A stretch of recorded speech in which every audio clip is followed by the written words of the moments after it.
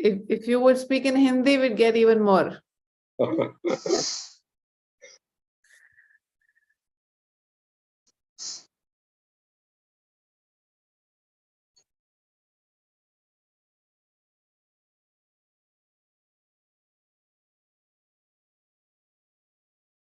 Okay, Anandapatri Mataji, go ahead. Danut Pranam Prabhuji, if someone else wants to read. You read. You are very eager to read, though. I mean, we others also will get chance, but since you have an eagerness to read, which you already expressed, so please go ahead. Introduction. Originally delivered as 5 morning lectures on Caitanya Charitamrit, the authoritative biography of Lord Chaitanya Mahaprabhu by Krishnadas Kaviraj Goswami before the International Society of Krishna Consciousness, New York City, April 10th to 14th, 1967. The word Chaitanya means living force, Charit means character, and Amrita means immortal. As living entities, we can move, but a table cannot because it does not possess living force. Movement and activity may be considered signs of the living force. Indeed, it may be said that there can be no activity without the living force.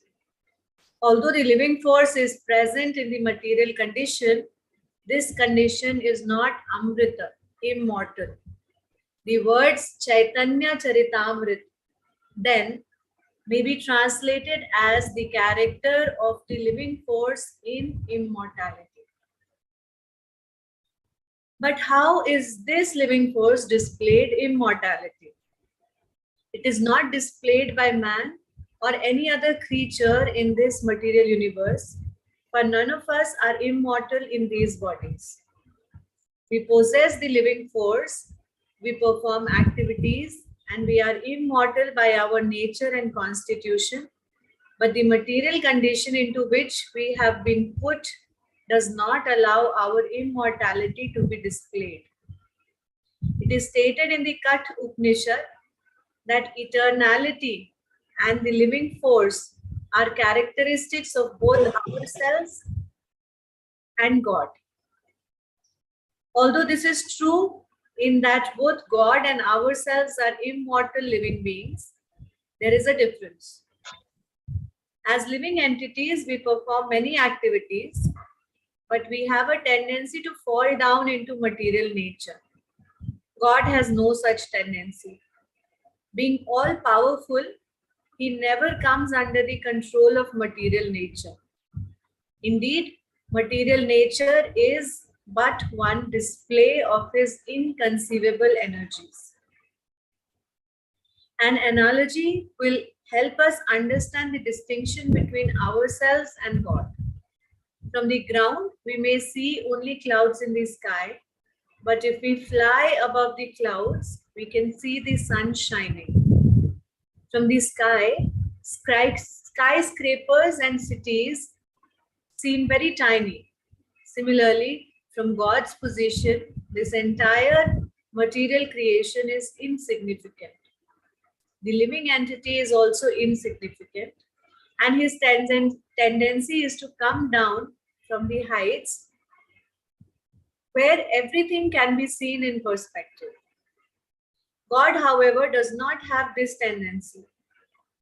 The Supreme Lord is not subject to falling down into illusion, Maya, any more than the sun is subject to falling beneath the clouds.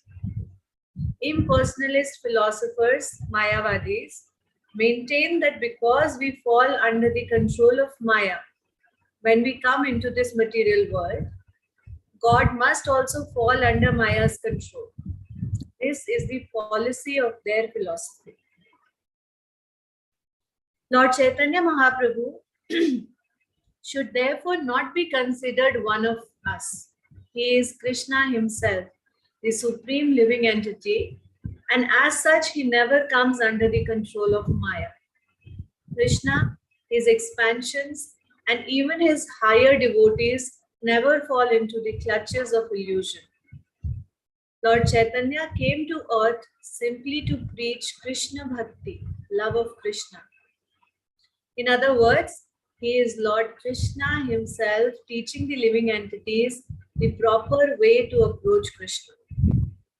He is like a teacher who, seeing a student doing poorly, takes up a pencil and writes, saying, "Do it like this, A, B, C." From this, one should not foolishly think that the teacher is learning his ABCs. Similarly, although Lord Chaitanya appears in the guise of a devotee, we should not foolishly think he is an ordinary human being.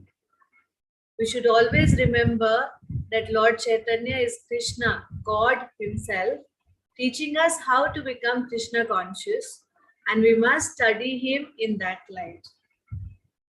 Nandapatni Mataji, is there some disturbance around you? Some air, some hand or something? Okay. Along with your voice, there's some disturbance coming. Just give me a moment. I'll just check.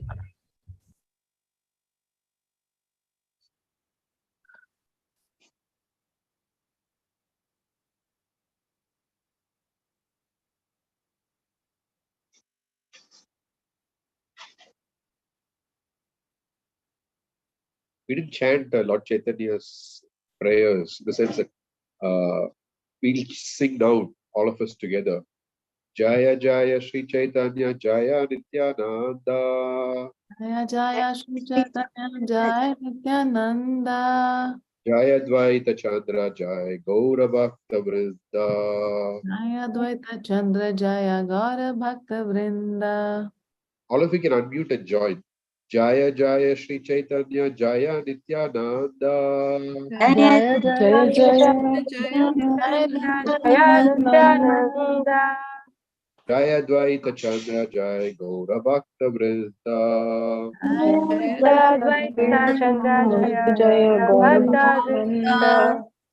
Jaya Jaya Sri Chaitanya Jaya Nityananda. Jaya Jaya Shri Chaitanya Jaya Nityananda. Jaya Dvaita Chandra Jaya Gaura Bhakta Vrinda. Jaya Dvaita Jaya Gaura Nandapatni Mataji, are we ready to continue? Yes, Prabhuji. Mataji, is this okay now? Yeah. It's sounding fine. Yeah. It was my fan. But you will be sitting in the hall. I mean, are you sitting in the AC room or you're very hot? The AC is on. Actually, I'd put it on 5 number. Now I've reduced it to 4. It's okay. It's comfortable. Okay. In the Bhagavad Gita 18.66, Lord Krishna says, "Give up all your nonsense and surrender to me. I will protect you." We say, "Oh, surrender, but I have so many responsibilities." Now, one thing that you can notice here, Krishna actually says Sarva Dharma Pariteja. Give up all dharmas, which is generally people consider it as very lofty. But proper translates that here as give up all your nonsense and surrender unto me. I will protect you. So, of course, I just want to make this point that once we come to Krishna consciousness, when Krishna says Sarva Dharman Paritejya, and quite often Prabhupada does this, and our acharyas also, that even dharma is considered as nonsense. But there is a big difference between adharma and dharma. You could say that, okay, if dharma is nonsense, obviously adharma is also nonsense. But please remember that this has been quoted in context. The sense that dharma can be engaged in the service of the Lord, but adharma cannot be engaged in the service of the Lord. Practitioners of Bhakti Yoga have to be free from adharma, but they can still, they need not be free of dharma, because dharma can be engaged in the service of the Lord. For example, marriage is an institution of dharma. It is not an institution of bhakti. Marriage is an institution of dharma. But The institution of marriage can be engaged in the service of the Lord, so that the husband, the wife, the children, the whole house can be made Krishna conscious. So it is not an activity of bhakti, but it's an activity of dharma which can be fully purified in Krishna consciousness. But we cannot do that with adharma. Adharma is the kind of nonsense which has to be given up. But dharma, if you take this, how Prabhupada calls it nonsense, it means he is referring it in the context independent of surrendering to the Lord. So whatever is favorable can be, I will study that a little later. The preface will come. Whatever is favorable can be accepted in the surrendering process. So whatever is favorable means whatever is dharmic, whatever is considered not sinful, can be engaged in the service of the Lord. So then it is not nonsense, because it is being engaged in the service of the Lord. But if one practices dharma for the sake of artha, kama, or even moksha, that is considered as nonsense. So what is dharma practiced for is important. If dharma is practiced for the sake of artha, kama, and moksha, that is considered nonsense. But dharma should be practiced for the sake of bhakti. Just wanted to make that point. Any thoughts, questions on that?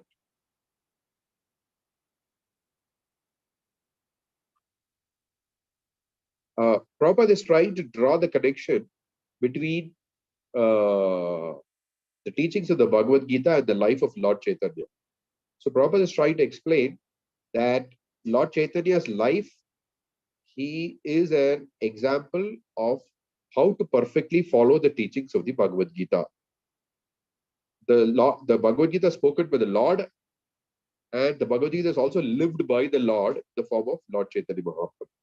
He does not have to live it, but that's why Prabhupada is saying it's not that the teacher is learning the ABCDs. It's not that he's learning the practice of bhakti as Lord Chaitanya Mahaprabhu. Rather, he's teaching the process of bhakti. He's not learning, he's teaching the process of bhakti so that we can understand how to practice the teachings of Bhagavad Gita or bhakti.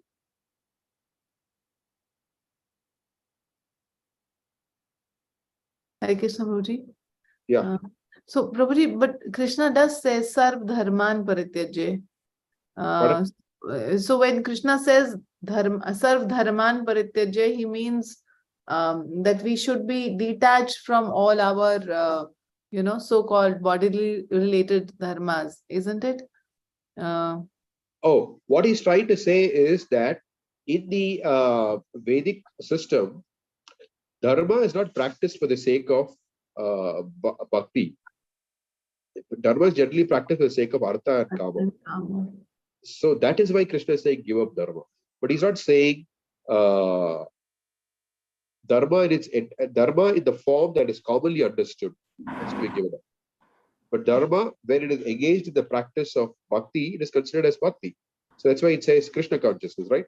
So we can engage married life in Krishna consciousness. We can do so many things in Krishna consciousness. Then it is not considered as dharma. It is considered as bhakti. Sure. I mean, you could say it is purified dharma. You could call it like that.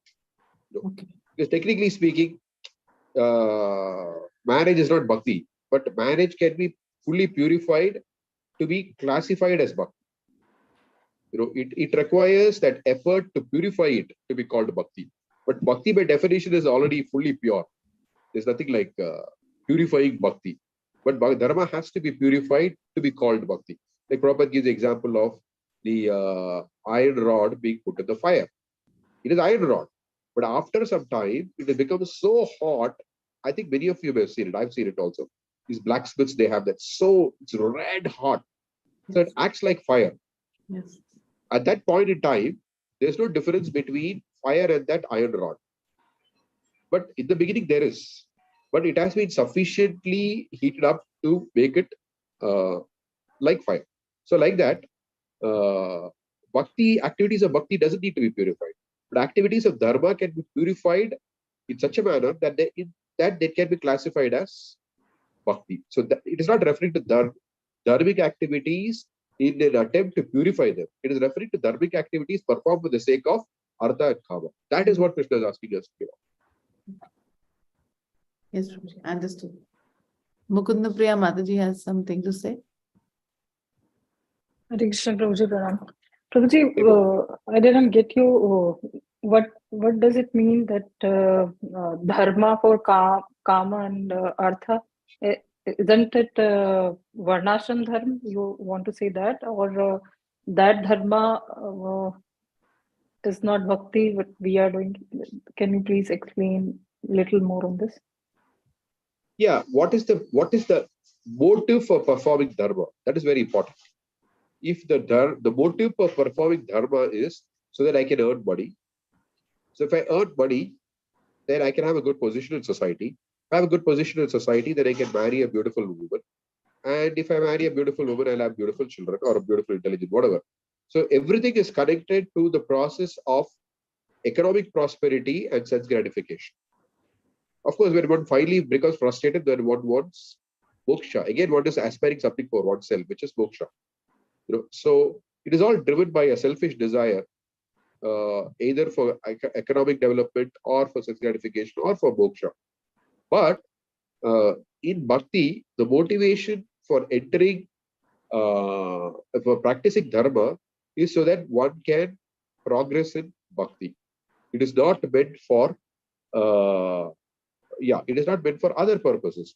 Like Prabhupada gives the example that in the story of the Gajendra and the crocodile, Prabhupada says that, it is in fact the story from the Bhagavatam. The Prabhupada in his purport explains this very nicely. He says that because elephant is normally a very powerful animal, but because the elephant was fighting the crocodile in the water, the elephant was in the water, and it is not a natural environment for an elephant to be. Therefore, the elephant became weaker with time because of being situated in an unnatural environment. So there Prabhupada says it is not necessary that all the members of the Krishna conscious movement have to be renounced monks. They can also take up married life. The idea Prabhupada says there is, whichever position one is enthusiastic to fight Maya, one can take up that position. So for some, majority of the people, they enter into married life. Married life is not bhakti, but married life provides the enthusiasm and the stability for them to practice bhakti nicely. So the motive of getting into family life is to practice Krishna consciousness enthusiastically. But we can mess it up also. We can enter into other motives also. Okay, I want a married life, not only for progressing in bhakti. I want my wife to listen to me. I want my husband to serve me. So different things. Okay. So to the extent that we have all those desires, to that extent we'll also be frustrated or have to go through the experiences of unwholesomeness. But to the extent we are entering into something for the sake of bhakti, to that extent we'll be purified and we'll feel blissful and progress swiftly on the path of bhakti. Thank you, Prabhuji. Thank you.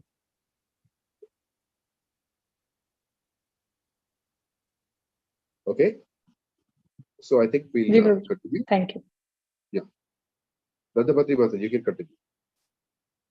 Prabhuji, Anandita Mataji wants to speak something. Her hand is Yes, Anandita Mataji. Hi Krishna, Pranam Prabhuji. So Prabhuji, the more or less the dharma mentioned in the 18.65 verse is like following is for the persons who follow dharma for karam kandi activities, dharma, kam, moksha, like that. Correct. Yeah. Karm, Shri, Gyan, Mishra, and all the categories which fall into the mixture of devotional service. Correct. Or may not be devotional service at all. Yes. Okay, thank you. Prabhuji. Kaitava dharma means dharma which is performed for the sake of material gain. The dharma only, it's the codes of God, but it is being performed for material gains. That has to be given up.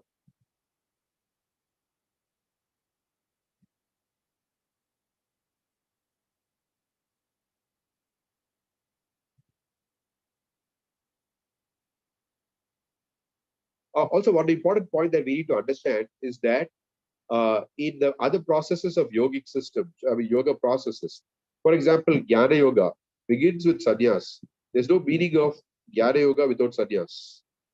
Jnana Yoga begins with sannyas. Okay, and for example, Ashtanga Yoga, where is the question of family life?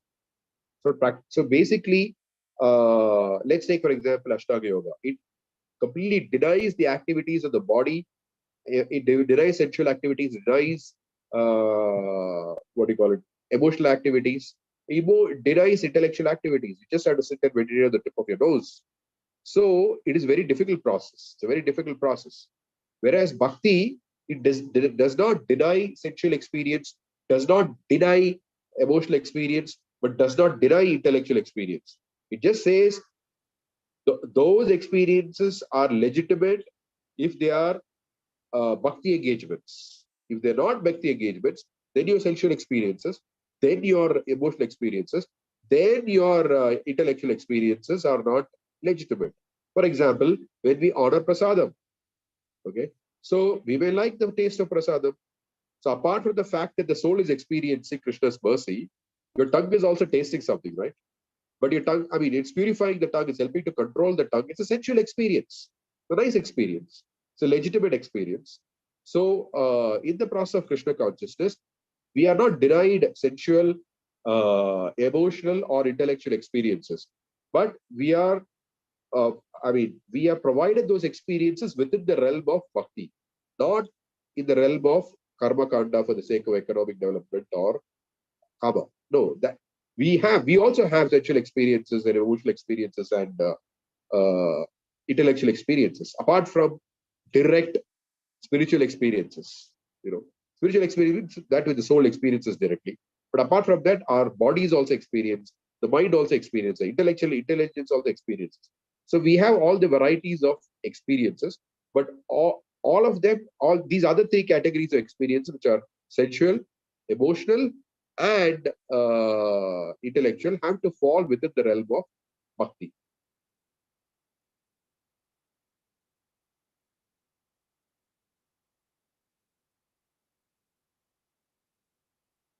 Okay. Nandapati Mataji, you can continue. Yes, Prabhuji. Okay, in the Bhagavad Gita 18.66, Lord Krishna says, give up all your nonsense and surrender to me. I will protect you. We say, oh, surrender, but we have so many responsibilities. And Maya, illusion, says to us, don't do it or you will be out of my clutches. Just stay in my clutches and I will kick you. It is a fact that we are constantly being kicked by Maya, just as the male ass is kicked in the face by the she ass when he comes for sex. Similarly, cats and dogs are always fighting and whining when they have sex. Even an elephant in the jungle is caught by the use of a trained she elephant who leads him into a pit. We should learn by observing these tricks of nature. Maya has many ways to entrap us, and her strongest shackle is the female.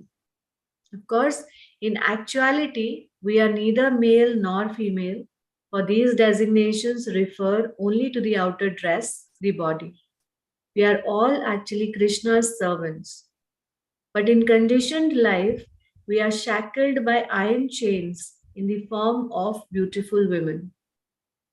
Thus, every male is bound by sex, and therefore, one who wishes to gain liberation from the material clutches must first learn to control the sex urge.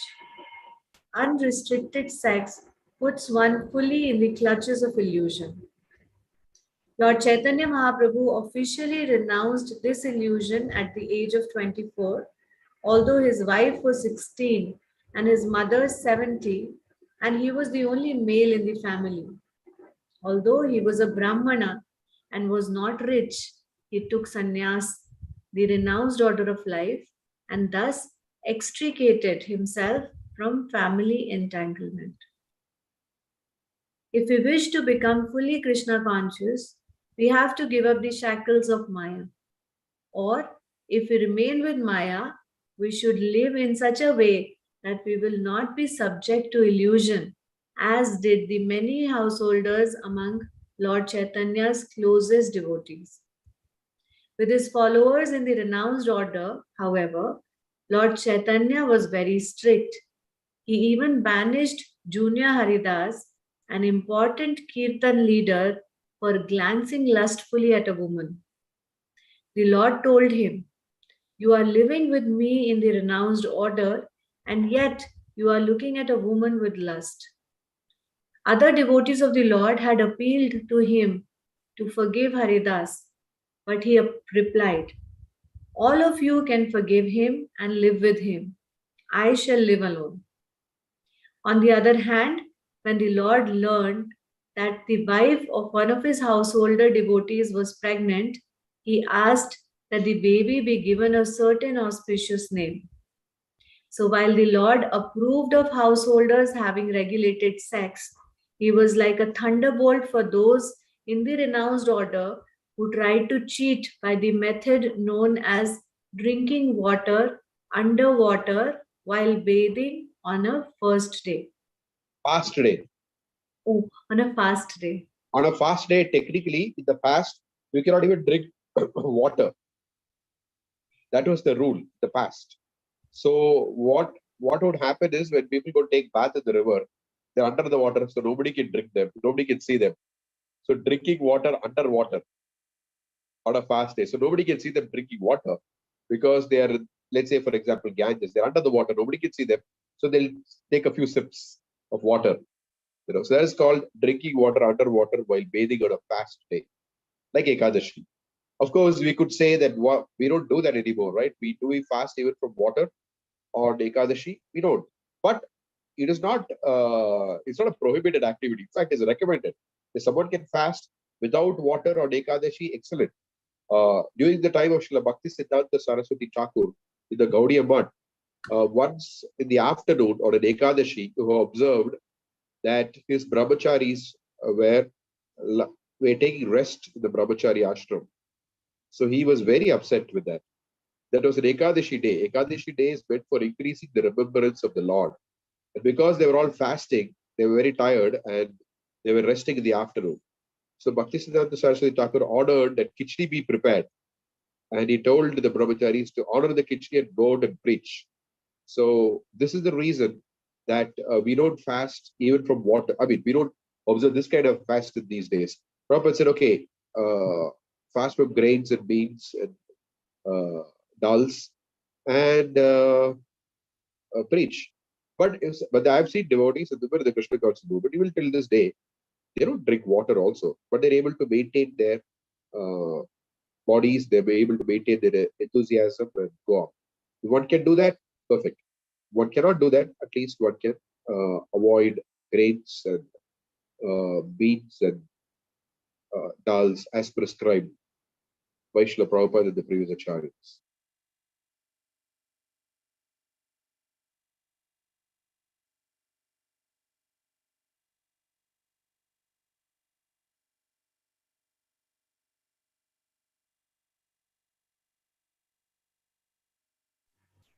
Should I continue, Prabhuji?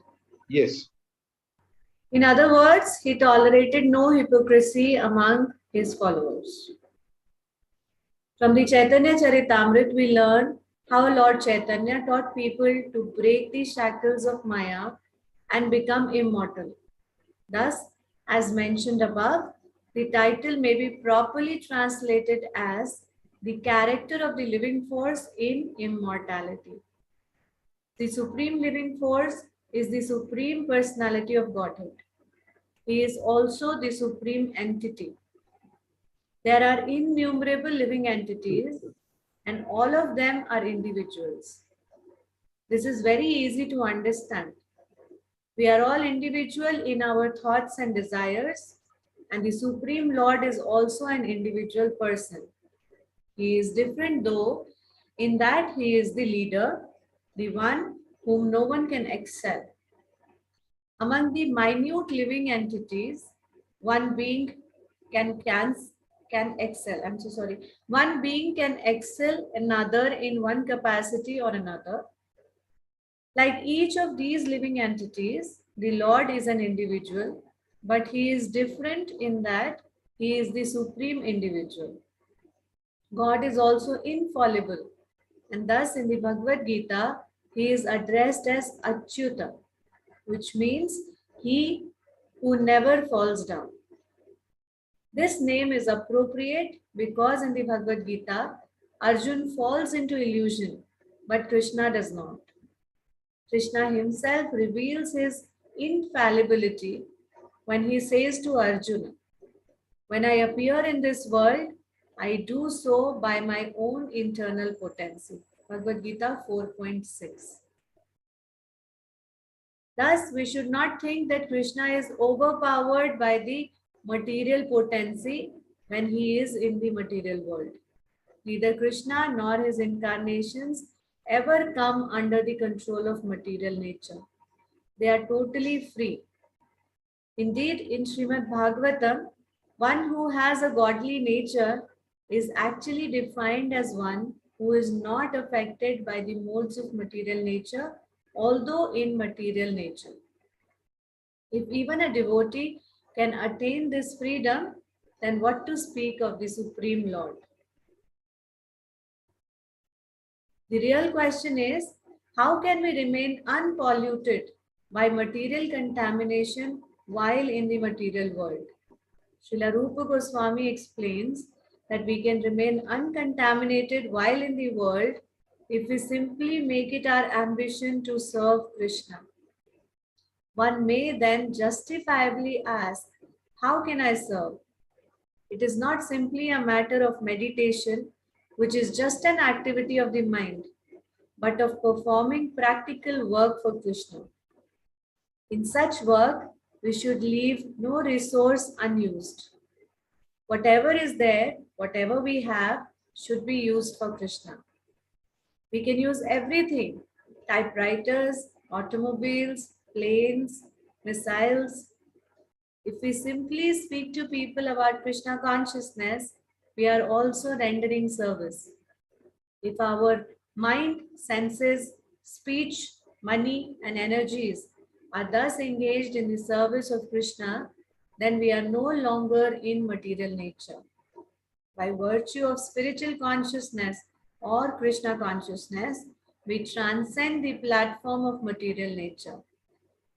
It is a fact that Krishna, his expansions, and his devotees, that is, those who work for him, are not in material nature, although people with a poor fund of knowledge think that they are.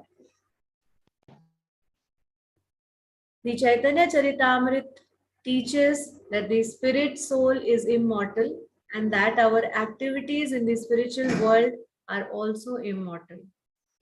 The Mayavadis, who hold the view that the absolute is impersonal and formless, contend that a realized soul has no need to talk. But the Vaishnavas, devotees of Krishna, contend that when one reaches the stage of realization, he really begins to talk. Previously, we only talked of nonsense, the Vaishnava says. Now let us begin our real talks, talks of Krishna. In support of their view that the self-realized remain silent, the Mayavadis are fond of using the example of the water pot, maintaining that when a pot is not filled with water, it makes a sound, but that when it is filled, it makes no sound. But are we water pots? How can we be compared to them? A good analogy utilizes as many similarities between two objects as possible. A water pot is not an active living force, but we are. Ever silent meditation may be adequate for a water pot, but not for us. Indeed, when a devotee realizes how much he has to say about Krishna, 24 hours in a day are not sufficient. It is the fool who is celebrated as long as he does not speak. For when he breaks his silence, his lack of knowledge is exposed. The Caitanya Charitamrita shows that there are many wonderful things to discover by glorifying the Supreme. In the beginning of the Caitanya Charitamrita, Krishnadas Kaviraj Goswami writes, I offer my respects to my spiritual masters. He uses the plural here to indicate the disciplic succession. He offers obeisances not to his spiritual master alone, but to the whole parampara, the chain of disciplic succession beginning with Lord Krishna himself. Thus, the author addresses the Guru in the plural to show the highest respect for all his predecessors, spiritual masters. After offering obeisances to the disciplic succession, the author pays obeisances to all other devotees, to the Lord himself, to his incarnations, to the expansions of Godhead, and to the manifestation of Krishna's internal energy. Lord Chaitanya Mahaprabhu, sometimes called Krishna Chaitanya, is the embodiment of all of these. He is God, Guru, devotee, incarnation, internal energy, and expansion of God. As his associate Nityananda, he is the first expansion of God. As Advaita, he is an incarnation. As Gadadhar, he is the internal potency. And as Srivas, he is the marginal living entity in the role of a devotee. Thus, Krishna should not be thought of as being alone, but should be considered as eternally existing with all his manifestations as described by Ramanujacharya. In the Vishishtadvait philosophy, God's energies, expansions, and incarnations are considered to be oneness in diversity. In other words, Krishna is not separate from all of these. Everything together is God. In other words, Okay. God. Just can you just stop there? You read Krishna, it was written God here. Is it? Or is it something different? Are you reading from your book? No, I read from here earlier. I'm sorry. What is it? What is the point? In the last sentence, she read God. She read Krishna instead of God. Okay. Now, what does this mean? That God's energies, expansions, incarnations are considered to be oneness and diversity. In other words, God is not separate from all of these. Everything together is God.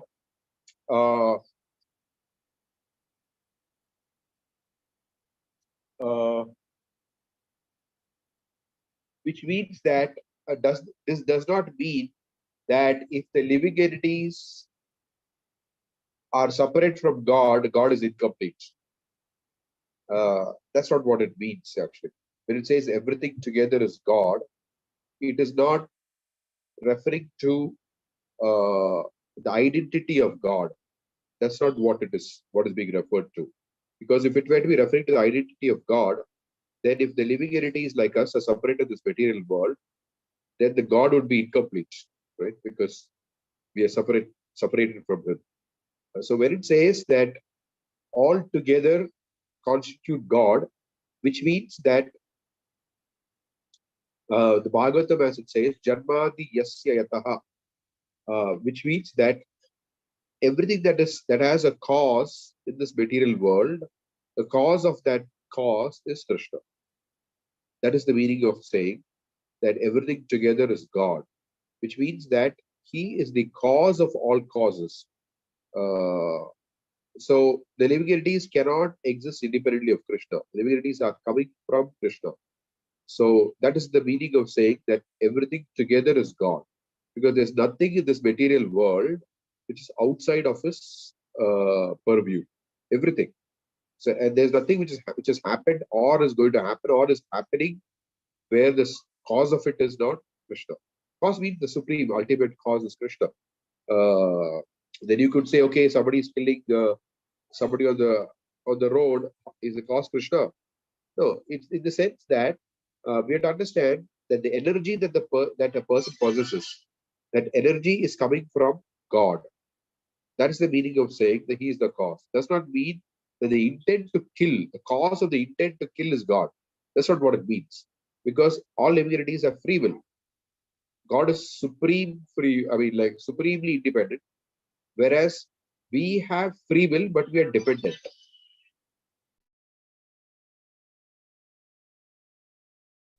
Just give me a second.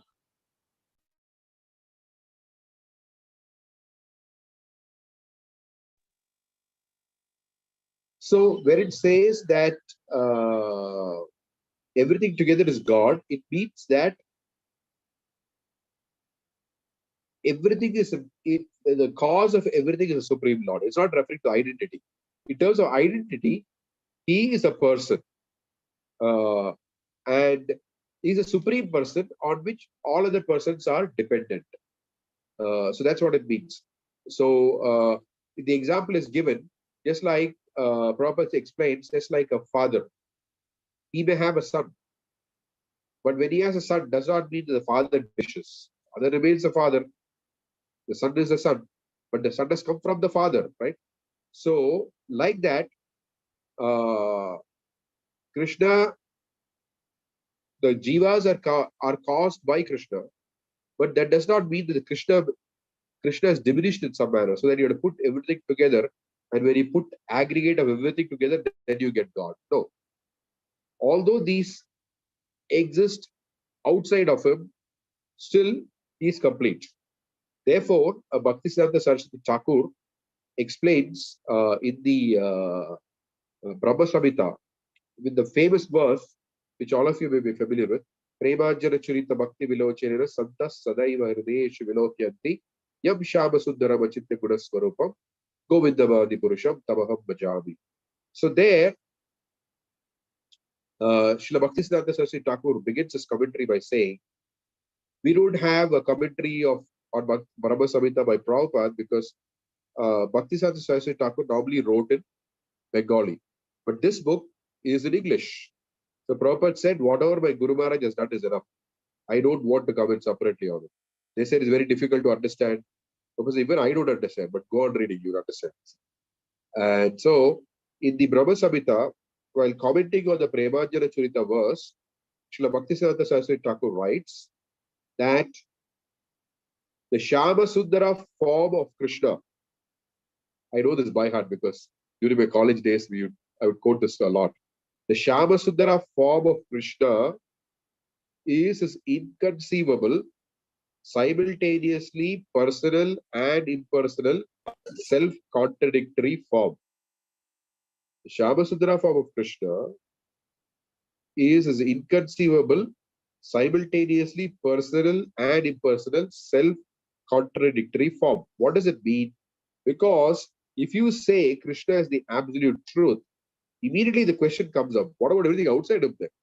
You know, are you saying Krishna is some substance of everything? Is there some substance? Is the then if you say he's a some substance of everything is contained in him. Then the point is, what about everything outside? So when it says self-contradictory form, it means that the form which also contains everything outside him. So when Mother Yashoda, that's why it's called inconceivable. For our human mind, it's very difficult to conceive this. How can you conceive of this? That everything outside of him is also within him, you know. So that's why it's called inconceivable. Self-contradictory means it's self-contradictory. Either, I mean, normally in our experience, what does it mean? You know, everything outside you is outside you. So, but that's not what it is. It's self-contradictory form. Form means because the very nature of form is limited, right? Generally, we think form means limited. And there are so many things outside the limited form. But here what happens is that there is a form and everything outside the form is, I mean, there's limited form, everything outside the form also exists. But Krishna's form is not limited form. It's unlimited form. Everything outside is also within his form. The self-contradictory form, it's inconceivable. So this is actually displayed by Krishna even as a small baby. So Prabhupada writes, just like Mother Yashoda once caught child Krishna, baby Krishna, for eating mud and said, please open your mouth. Your friends are complaining that you ate dirt. So when he opened his mouth, so the entire creation she could see within Krishna's mouth. And she could also see herself asking Krishna to open his mouth. You know, so whatever is outside was also within him. This is God. This is God. So when it says that he is a sum total of all the energy of sum total of all this is God. It does not mean that he does not exist independent. I mean, everything that is outside of him is also within him. So he has an independent existence also. So it is not that if the living entities are not with him, he is deficient in some manner. No, that's not the understanding. That's the understanding due to our conditioned mind. So Nandapati Yashoda Mataji asked me to find that sentence. I'll do so at the end of the class during the question and answer session. The Shamasundara form of Krishna is inconceivable, simultaneously personal and impersonal, self-contradictory form. Okay. Any thoughts, questions?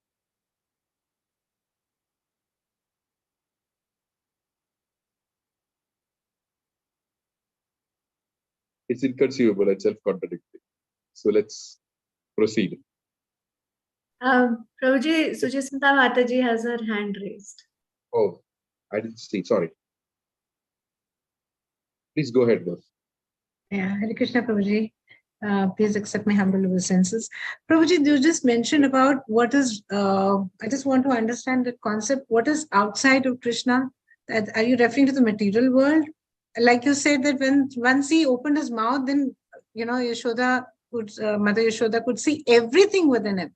That she could see even the material world, everything within him. Then how is it, then what stands to be apart from him? Because that's, we've always read that everything, all energies that exist here, everything is from him and within him, yet he is apart from everything. So can you just explain this part to me? No, apart means he's independent. For example, Yes. you see Krishna, right, in the battlefield of Kurukshetra. There is Krishna, there is the battlefield of Kurukshetra, there is Arjuna, there are the warriors, the Pandavas, the Kauravas, all of them are there, right? So then the common man could ask, a scholar could ask, are you saying that this person is unlimited? What do you mean unlimited? He's got a form. Look at this. He's got a certain height. He's got a certain physical characteristic. Are you saying that he's infinite? Yes, we are saying he's infinite. Because everything that is outside of him, because infinite means all things put together is called infinity, right? But we are saying that all things put together outside of him is also within him. And even that whatever exists outside of him is also, the cause of it is him only. Outside means, outside is form. That's what it means. As we see it, as we observe. As the people observed when Krishna was on the planet. Right? Right. That's what it Thank means. you. Thank you, Prabhuji. That explains. So you're just saying exactly, literally the form, outside of his form. Literally is form. Yes. Literally the form. Literally. Yes. The threefold Yes. bending form of Shamasundara. Understood. That is a context in which The the statement is Bhakti given. Thakur comments. The threefold bending form of Shamasundara. That form, yes. All right. Thank you, Prabhuji. Yes.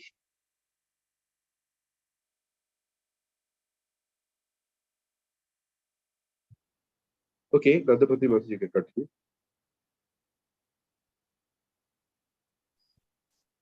Yes, Prabhuji. Actually, the Chaitanya Charitamrit is not intended for the novice, for it is the postgraduate study of spiritual knowledge. Ideally, one begins with the Bhagavad Gita and advances through Srimad Bhagavatam to the Chaitanya Charitamrita. Although all these great scriptures are on the same absolute level, for the sake of comparative study, the Chaitanya Charitamrita is considered to be on the highest platform. Every verse in it is perfectly composed. In the second verse of Chaitanya Charitamrita, the author offers his obeisances to Lord Chaitanya and Lord Nityananda. He compares them to the sun and the moon because they dissipate the darkness of the material world. In this instance, the sun and the moon have risen together. In the Western world, where the glories of Lord Chaitanya are relatively unknown, one may inquire, who is Krishna Chaitanya? The author of the Chaitanya Charitamrita Srila Krishnadas Kaviraj answers that question in the third verse of his book. Generally, in the Upanishads, the supreme absolute truth is described in an impersonal way, but the personal aspect of the absolute truth is mentioned in the Ishopanishad, where we find the following verse. Hiranmayena patrena satyasya pihitam mukham tattvam pushyan tu apa vranu satya dharmaya drishtaye. O my Lord, sustainer of all that lives, your real face is covered by your dazzling effulgence. Kindly remove that covering and exhibit yourself to your pure devotee. Ishopanishad 15. The impersonalists do not have the power to go beyond the effulgence of God and arrive at the personality of Godhead, from whom this effulgence is emanated. The Ishopanishad is a hymn to that personality of Godhead. It is not that the impersonal Brahman is denied. It is also described, but that Brahman is revealed to be the glaring effulgence of the body of Lord Krishna. And in the Caitanya Charitamrita, we learn that Lord Chaitanya is Krishna himself. In other words, Sri Krishna Chaitanya is the basis of the impersonal Brahman. The Paramatma or Super Soul, who is present within the heart of every living entity and within every atom of the universe, is but the partial representation of Lord Chaitanya. Therefore, Sri Krishna Chaitanya, being the basis of both Brahman and the all-pervading Paramatma as well, is the Supreme Personality of Godhead. As such, he is full in six opulences: wealth, fame, strength, beauty, knowledge, and renunciation. In short, we should know that he is Krishna, God, and that nothing is equal to or greater than him. There is nothing superior to be conceived. He is the Supreme Person. Srila Rupa Goswami, a confidential devotee, taught for more than 10 days continuously by Lord Chaitanya, wrote, Namo Mahavadanyaya Krishna Prema Pradayate Krishnaya Krishna Chaitanya Namane Gaur Tvishe Namaha. I offer my respectful obeisances unto the Supreme Lord Sri Krishna Chaitanya, who is more magnanimous than any other avatar, even Krishna himself, because he is bestowing freely what no one else has ever given, pure love of Krishna. Lord Chaitanya's teachings begin from the point of surrender to Krishna. He does not pursue the paths of Karma Yoga or Jnana Yoga or Hatha Yoga, but begins at the end of material existence, at the point where one gives up all material attachment. In the Bhagavad Gita, Krishna begins his teachings by distinguishing the soul from matter, and in the 18th chapter, he concludes at the point where the soul surrenders to him in devotion. The Mayavadis would have all talk cease there, but at that point, the real discussion only begins. As the Vedanta Sutra says at the very beginning, Athato Brahma Jigyasa. Now let us begin to inquire about the supreme absolute truth. Rupa Goswami thus praises Lord Chaitanya as the most munificent incarnation of all, for he gives the greatest gift by teaching the highest form of devotional service. In other words, he answers the most important inquiries that anyone can make. I think you can stop there for today. I think so. What's the time? It's exactly 5 o'clock.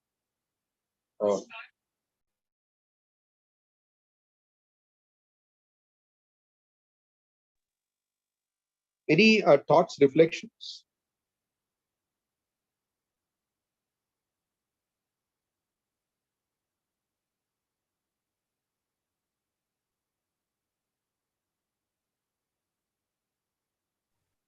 Prabhuji, can I share something?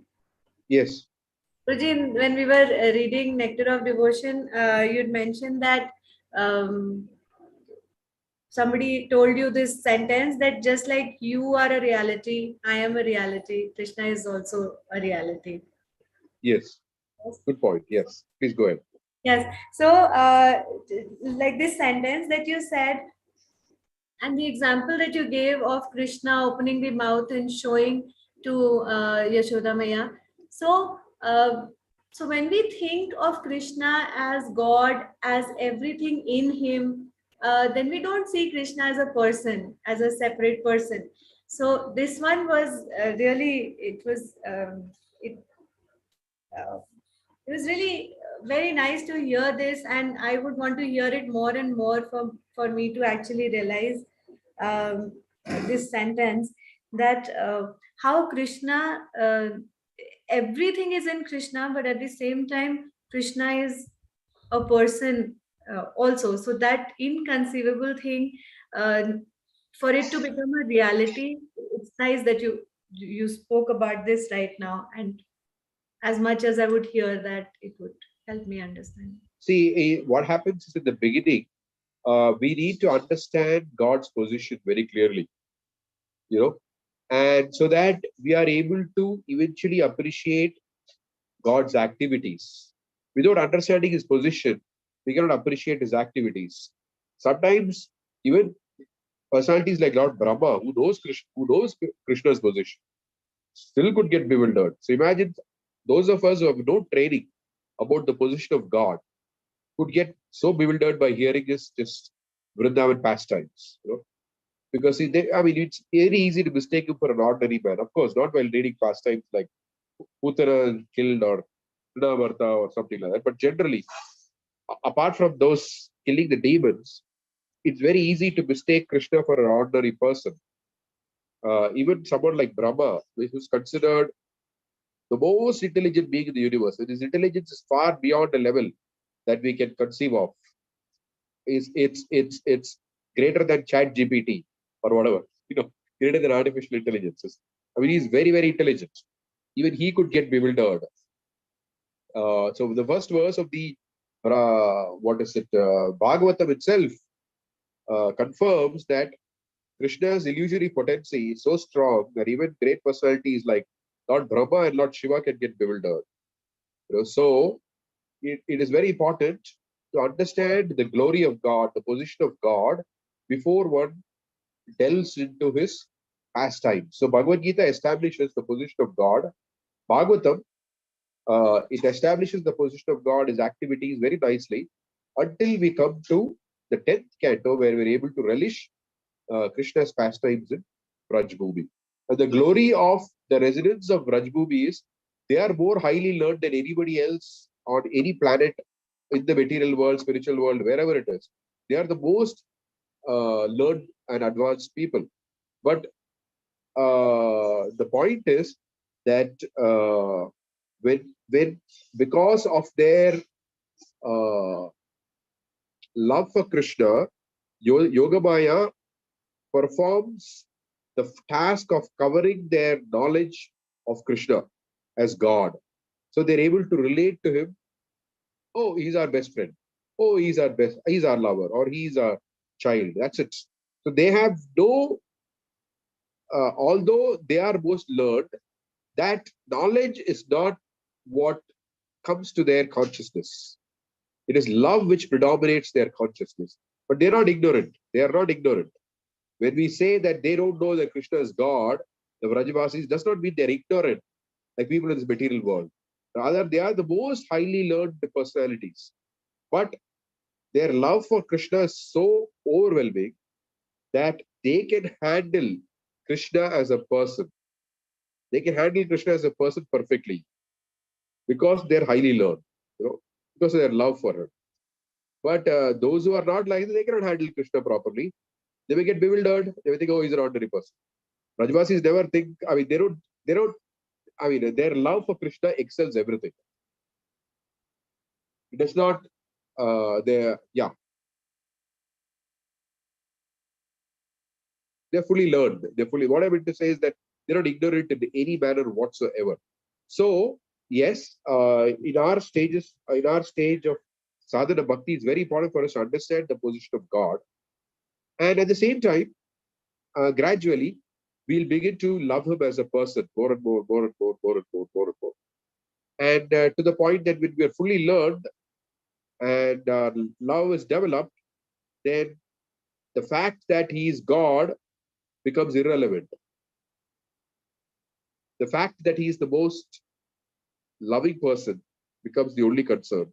The object of our love, that is the only concern that the Vrajavasis have. Doesn't matter whether he is God, not God, it doesn't matter. Of course, when I say God, not God, I mean to say that their consideration is driven purely by love. And it is not possible to come to the stage by being ignorant.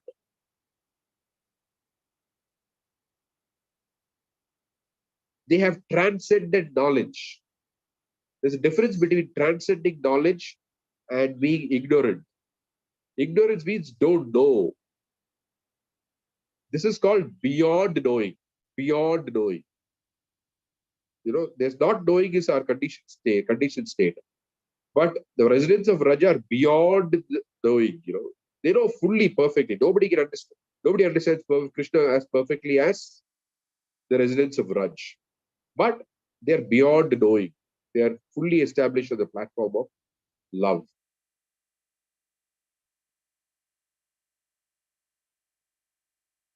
Beyond knowing means they know that they're fully cognizant of Krishna's position. Of course, you can, when I say fully cognizant, Krishna's glories are unlimited. So when I say fully, it means that there's no, they have attained the perfection of knowledge. Although the knowledge may keep expanding, but they've reached the perfect stage of knowledge.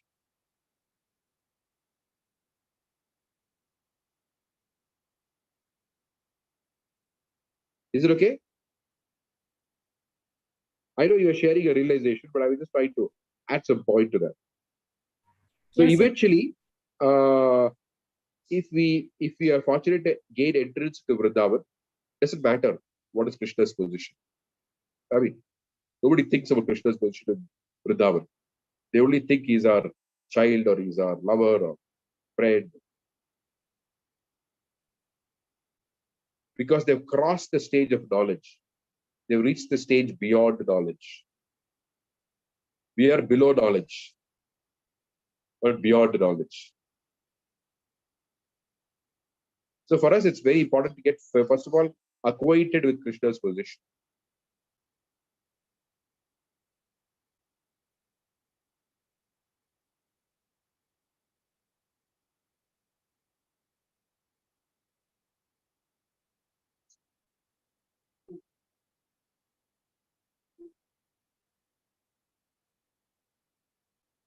Any further thoughts, reflections? You want to share something more? Dadavati Mataji? no, Prabhuji. Thank you so much. Basically, you're trying to say that the pastimes of Krishna showing the universe, I mean, the entire universe within his mouth, reinforces the idea that God is a person.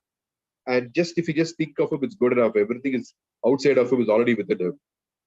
Actually, what I wanted to say was that even when I'm hearing that Krishna as a person showing his Leela to Mother Yashoda, still the impersonalism is playing its part and thinking that, okay, everything is in Krishna, but Krishna separately, I don't understand that position as yet. The Which impersonalism. position? Which position? Krishna as a person. Like, it's very easy for me to understand that, oh, Krishna is all pervading, everything is in Krishna. So, but the thought. Krishna is a person. Okay, that's okay. Let me put it. Okay, let me approach it from a different perspective, which will make you easily understand. What is a characteristic of a person? He has got certain personal likings and dislikings. Correct?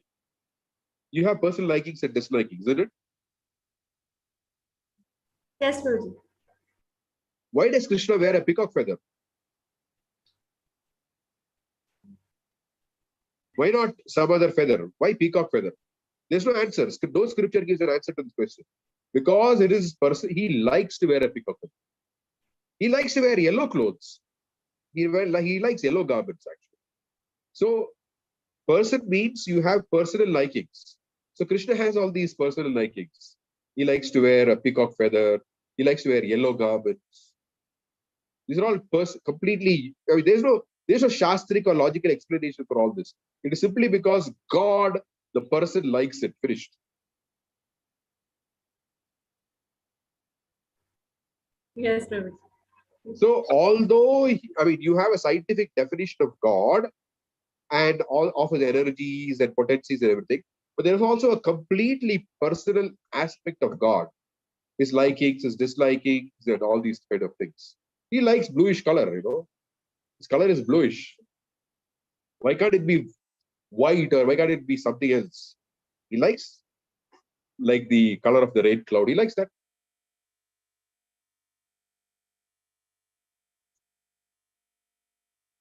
So like that, he has very specific likings. Like he likes some of the, that description also there. What Radharani cooks for Krishna. You don't find pizza, pasta there. You find specific items made of camphor, Amrita Keli, made of, where was this? Just recently I was somewhere. Where was it? It's from the Govinda Lila Amrita, where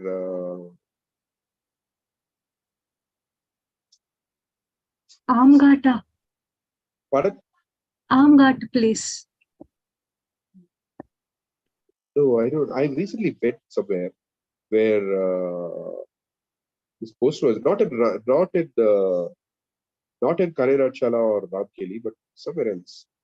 Where anyway, there is a poster which says about how Krishna likes the preparations made by Srimati Radharani. There is mentioned Amrita Keli made with some mixture of camphor or something like that, which she cooks for Krishna. So he likes that. Doesn't say anywhere that he eats pizza or pasta or lasagna or although he may accept because we're offering, that's okay. But Krishna as a person has got his specific likings. That's it. Why he likes it? Because he likes it. That's also there. So there are a lot of aspects of Krishna which do not have some logical or some Shastric explanations. You don't need a Shastric or logical explanation for it. It is simply his liking. That's it.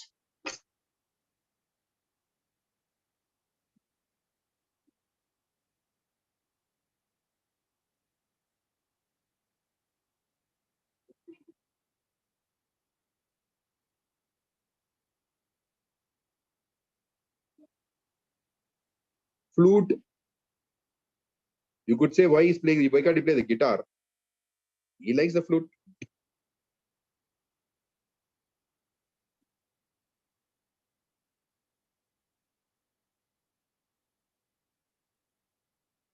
Why not Vida or why not something else? But he likes the flute.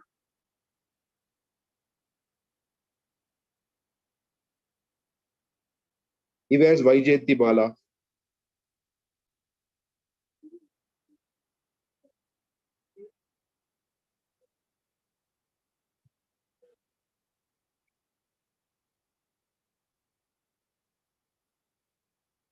Radhapati Mataji, does that help?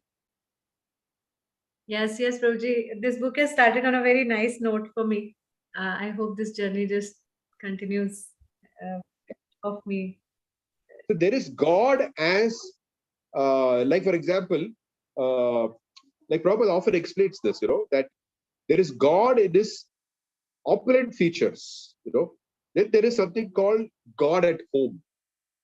Like when God as creator, maintainer, destroyer, all these things are all energies of God.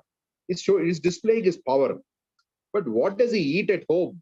That is very important, right? Whom does he play with? What does he like to eat? What color he likes? These things are all personal aspects.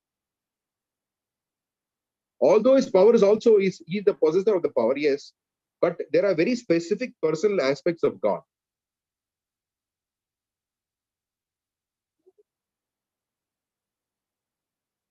Like, for example, God's schedule. It's called Ashtakaliya Leela. What all he likes to do during the day. Ashtakaliya Leela. So this is what he does. Right now, our books explain what he's exactly doing at this point in time. It is 5:10 p.m. I guess right now. What does Krishna do at 5:10 p.m.? The schedule of God. He likes to do something. He has only made a schedule. Nobody has made the schedule for him.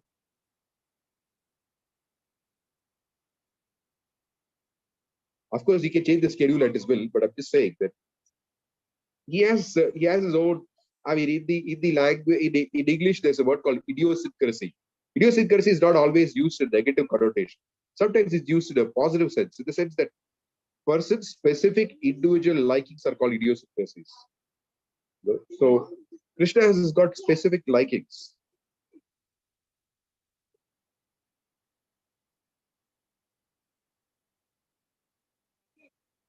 So can I say something? Yeah. Prabhuji, as we sing one Vaishnav song, Krishna Prem Mai Radha, Radha Prem Mayo Hari, Jivane Nidhane Nityam, Radha Prem Mari Gata. So Krishna and Radha and Krishna eternal shelter. They are my life and soul. So like in this also, so what we are discussing, everything is mentioned there, that how Radharani likes this color, Krishna like this, blue color, Krishna likes yellow garments, everything explained. Just wanted to share. Yeah, thank you.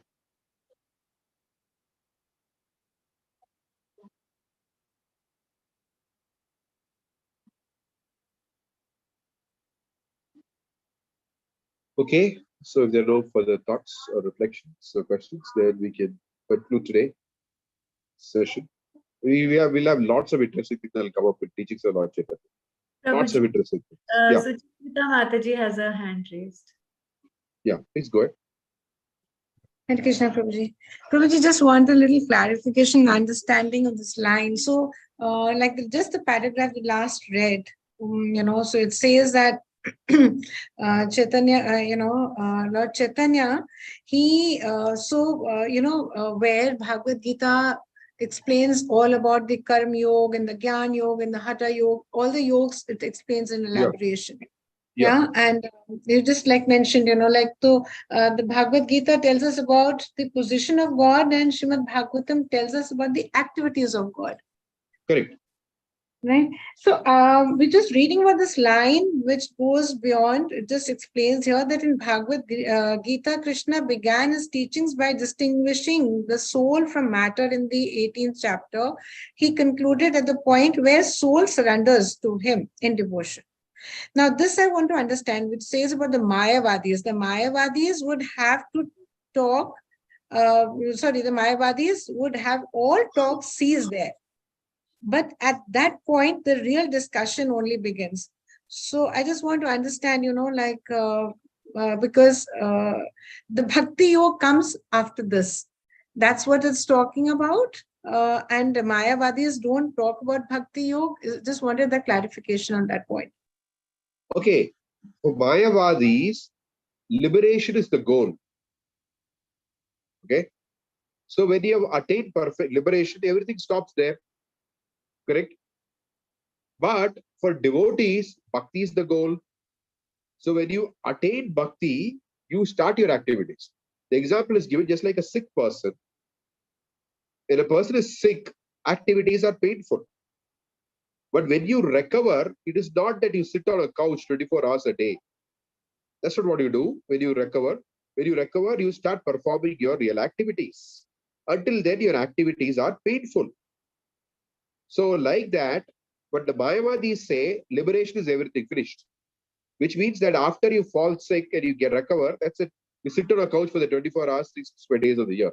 That's their idea. But we say, no. Real activities begin only after you get cured. Just like the example of the patient. So I just wanted to understand one thing, because it's talking about this soul which surrenders to the Lord in devotion. That's where the Bhakti Yoga comes. Right? Correct. So how is it saying that the Mayavadis would have all talk cease there?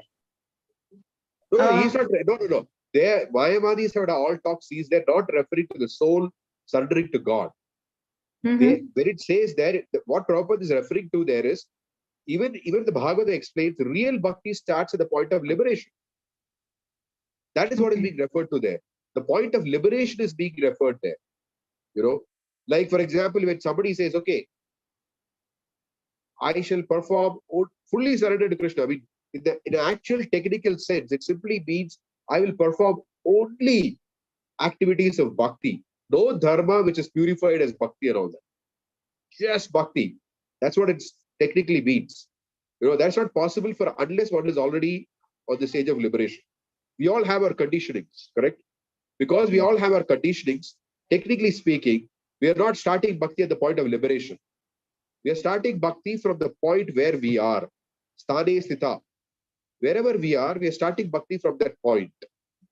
You know, so technically speaking, that context that Prabhupada is speaking about bhakti which is completely free from any form of dharma and other things. You're not purifying dharma and bhakti, nothing. Just so for the Mayavadi, that point is already, with the point of liberation is finished. That's it. That's our goal. End of story. But for a devotee, that is the beginning point of bhakti. Okay, now that I'm liberated, I am not diseased, I am not sick anymore. Now that I'm liberated, my real activities of bhakti begin. Because I don't have any more a sensual need, I don't have an emotional need, I don't have an intellectual need, I don't have all these needs. I'm liberated from all these needs, sensual, mental, intellectual.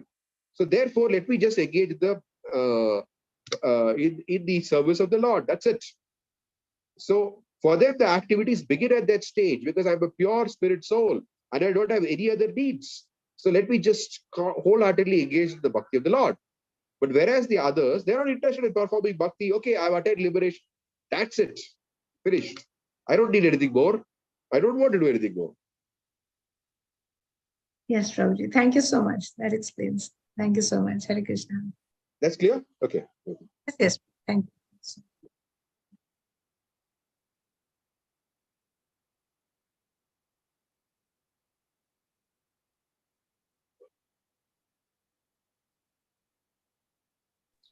Hi, Krishna. Yeah. I think it's time going. I'm going to finish. We read that Krishna, God doesn't mean that God alone. It means that Krishna himself, his incarnations, his expansions, devotees, like that. So in the next class, or if the time permits, then can you just detail it about, because I think it will help me and all others also. Class, sorry, I didn't understand what you said. Sorry. Your voice is very faint, but I'm not able to hear you fully. Okay. And now it's better. Yeah. The next class? If the time permits, you can detail it out in today or in the next class about the thing that when we read that Krishna doesn't mean alone. It means Krishna, his expansions, his incarnations, his devotees, internal potency, everything. So if we can discuss, you can detail about this and on the mantra also, how Jai Shri Krishna Chaitanya Prabhu Nityananda includes everything, because this I makes think a base this to understand. will come up. This will come up with the teachings itself. We'll wait for it to come up. It will come up. The teachings itself. Yeah. Okay.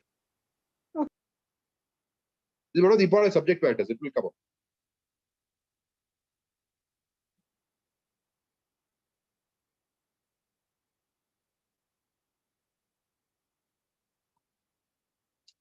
Okay. What is it?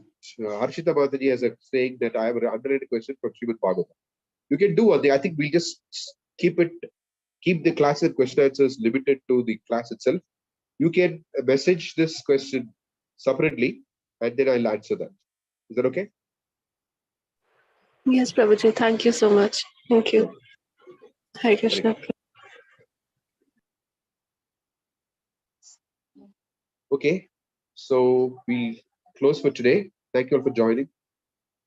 And we look forward to a lot of interesting sessions because teachings of Lord Chaitanya is proper. Before he wrote the Chaitanya Charitamrita, he really put the teachings in a condensed form. It is like, yeah, it is nectar, condensed nectar. Vachakalpatarubhyascha kripastubhyo cha paridhanam bhavanebhyo vaishnavibhyo namo namaha. The Prabhupada ki jai, Gaur Bhakta Vrinda ki jai, Nitai Gaur Prevardi.